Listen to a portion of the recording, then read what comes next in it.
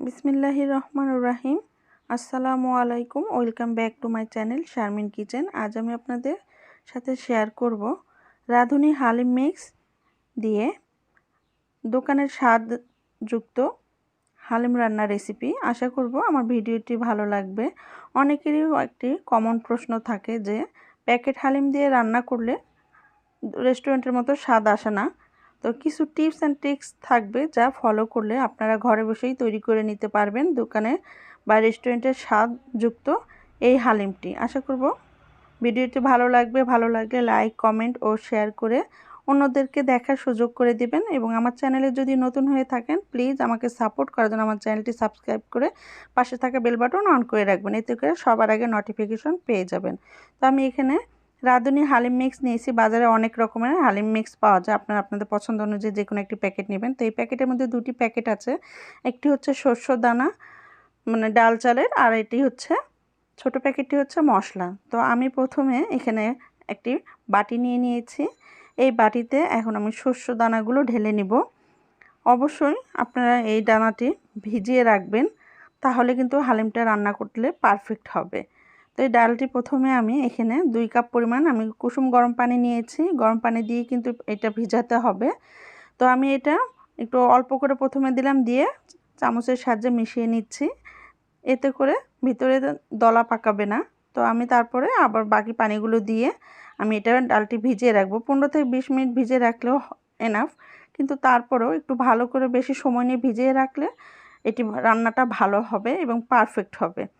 তো আমি এই দিক দিয়ে মাংস প্রসেসিংয়ে চলে যাব, আর এটা আমি এখন ঢাকনা দিয়ে ঢেকে তারপরে রেখে দিচ্ছি। আপনারা চেষ্টা করলেই কিন্তু হালিমটি এভাবে রান্না করতে পারেন, যারা নতুন আছেন অনেক উপকারে আসবে। তো আমি চুলায় প্যান বসিয়ে এখানে আমি 1/2 কাপ পরিমাণ সয়াবিন তেল দিয়ে দিয়েছি। দিয়ে আমি এখানে 1/2 কাপ পেঁয়াজ দিয়েছি। দিয়ে আমি এখানে 2টি তেজপাতা আমি ছোট করে মাঝখান দিয়ে কেটে নিয়েছি, নিয়ে আমি একটু ভেজে নিলাম। তারপরে এখানে হালকা ভেজেছি আমি। তারপর দিয়েছি 1 চা চামচ আদা বাটা, 1 চা চামচ রসুন বাটা, দিয়ে আমি একটু 2 মিনিট ভেজে নেব।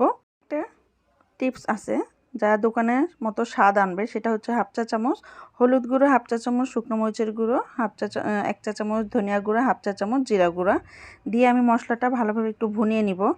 অনেকে এই মশলাটা না দিলেও পারেন, তবে দোকানের মতো যদি স্বাদ পেতে চান তাহলে অবশ্যই এই টাইমে একটু মশলা দিতে হবে। আমি একটু এটার স্বাদটা ভালো আনার জন্য মশলাটা দিয়েছি। তারপর দিলাম স্বাদ মতো লবণ, দিয়ে আমি পানি অল্প একটু দিয়ে মশলাটা কষিয়ে নিয়েছি। নিয়ে এখন আমি এখানে 1/2 কেজি পরিমাণ আমি হাড়যুক্ত ও চর্বিযুক্ত মাংস নিয়েছি।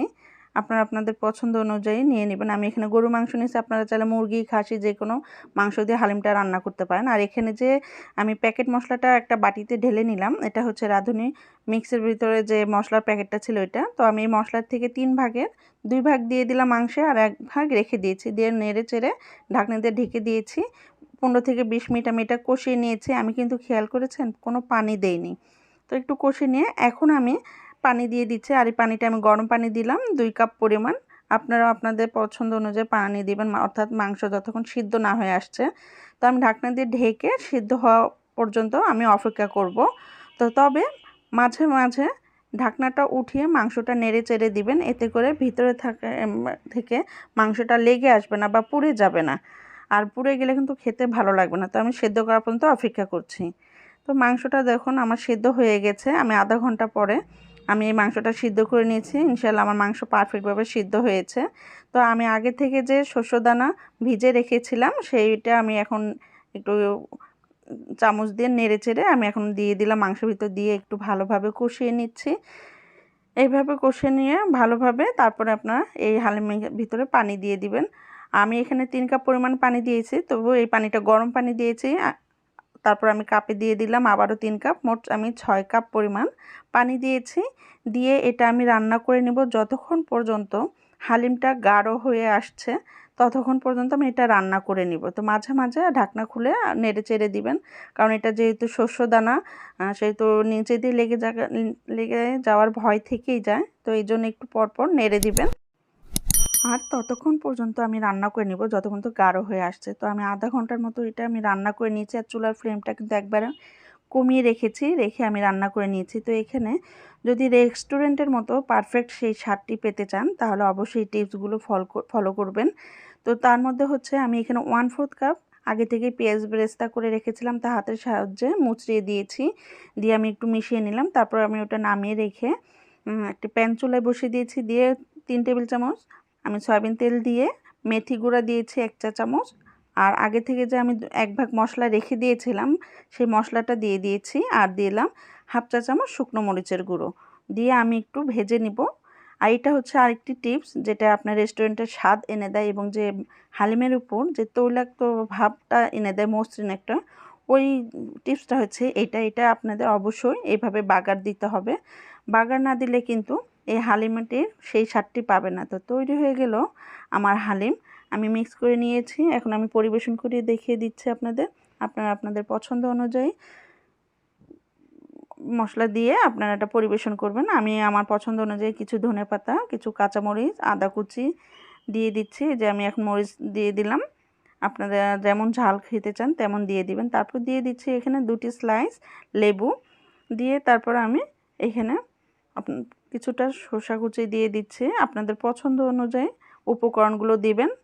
তো দিয়ে দেখবেন এইভাবে খেতে খুবই ভালো লাগবে এবং পারফেক্ট সেই রেস্টুরেন্টের স্বাদটি পাবেন। তো আমার কাছে তো এটা ভালো লেগেছে, হালিমটা খুবই ভালো লেগেছে রেডি যেহেতু হালিম মিক্স। তো আপনারা বাসায় ট্রাই করবেন রেসিপিটি ফলো করে যদি পারফেক্ট সেই স্বাদ পেতে চান, ইনশাল্লাহ নিরাশ হবেন না।